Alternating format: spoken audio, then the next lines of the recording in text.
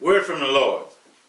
Just for a few moments, I want to talk about something that I think that all of us have a problem with, and that's sometimes getting in a bad situation and getting stuck over here, stuck over there. Even spiritually, sometimes we get in some situations that we really just need to get out of, to better ourselves spiritually and get closer to God and a better relationship. Just for a few moments, I want to look at a text, and this is a familiar text, and it's one that I've done, but I just want to share it with you. In Luke chapter 15, and I like verse number 17, and you know the text, and when the prodigal son is out there and he's feeding the swines, and the Bible says he came to himself, and when he comes to himself, the light comes on. And it says when he came to himself, he said, "How many servants my fathers have bread enough to spare, and I perish with hunger." Well, I did a sermon that's called, getting out. That's what, getting out of my pig pen. I think all of us at one time or another got a pig pen. And sometimes we get out of the pig pen and we sometimes still have a little bit on our shoe. And just to let us know and recognize that we've been there at one time or the other. So when we get to the point that where we don't find our way out and it seems there's no way out, that means that we are stuck. And as Christians sometimes, it's heart-rendering.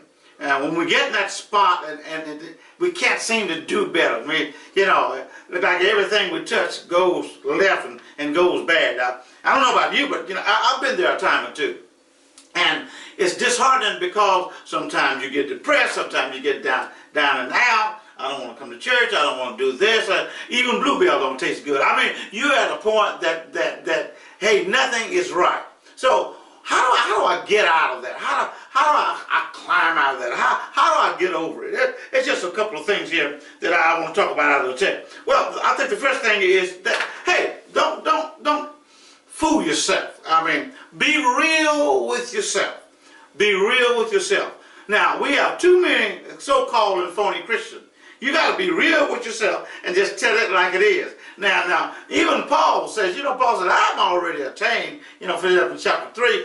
I haven't made it yet. So you have to be real with yourself. And sometimes that's the hardest thing to do, is to be real with yourself. Have you ever really wanted to lose weight and got on the scale and you're not losing any weight, but you say something is wrong with the scale? Well, ain't nothing wrong with the scale. You just didn't lose any weight. So you have to be real with yourself. That's the first thing you need to do, is just to be real with yourself. Now, the next thing I see here in the text, in order to get out of my pig pen, is to know that there is something better.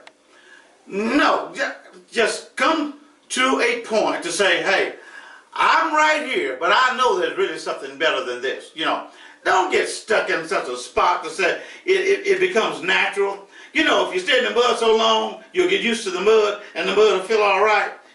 That means that you've been comfortable, and you're getting comfortable in a bad spot. Don't get comfortable in a bad spot. Just because you're on Fool Hill, you don't have to put up a white picket fence. You don't have to build a house.